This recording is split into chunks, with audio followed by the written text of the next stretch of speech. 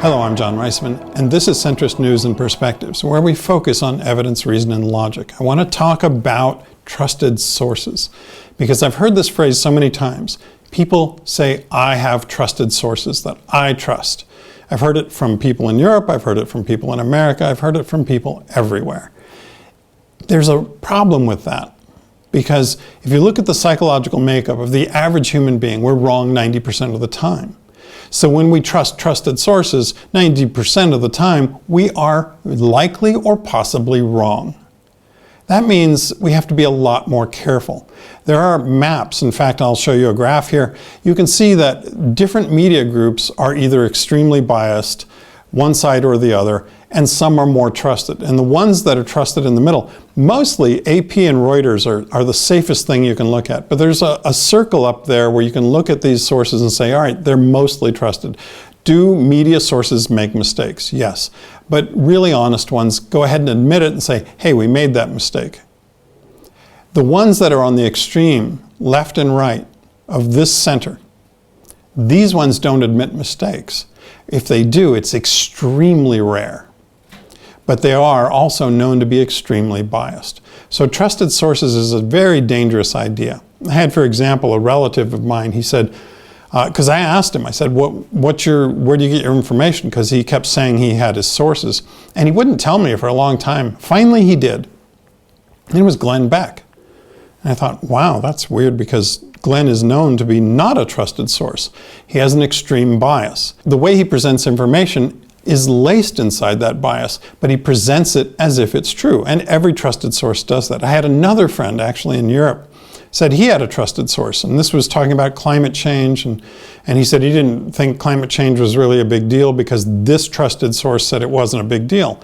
So I looked into the background of the trusted source, and that individual, for example, had done a paper on earthquakes. That was fairly accurate. But it was meaningless because he had basically regurgitated research that had been done 40 to 50 years earlier. And so he used that as the basis for him saying, I'm going to tell you about climate change and why you can't trust information about that. And he wasn't a climatologist, and he wasn't a geologist studying earthquakes. He was a lawyer. Now that should have been our first hint.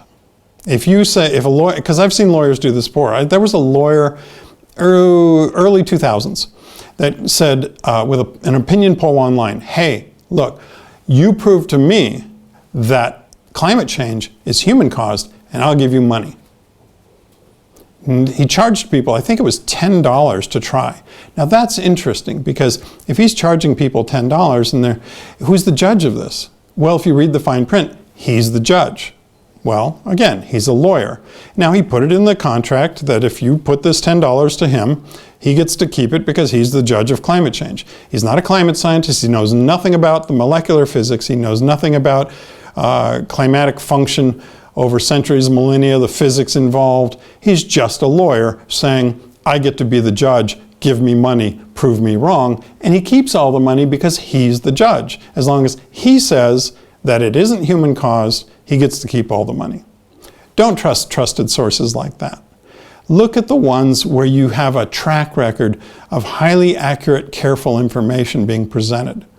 Even if it's like something like Centrist News, don't trust this completely either. I can make mistakes, and I often, I wouldn't say often, once in a while I do, but I often correct it, as soon as I find it. Let me put it that way. I correct it, I put the correction online, I say, look, this piece was corrected, here's the correction. And that's because I care about evidence, and I care about truth, and I care about reason and logic and context to make sure we get things right. So let's be more careful and let's try to get the story right, because it's important to all of us that we not believe trusted sources per se, but we make sure those sources are actually trustworthy instead of just people trying to make us feel good about what we think we believe or what they want us to believe. Because I don't want you to believe anything. I want you to check the sources. I want you to check out what people are saying. I want you to check out what I'm saying.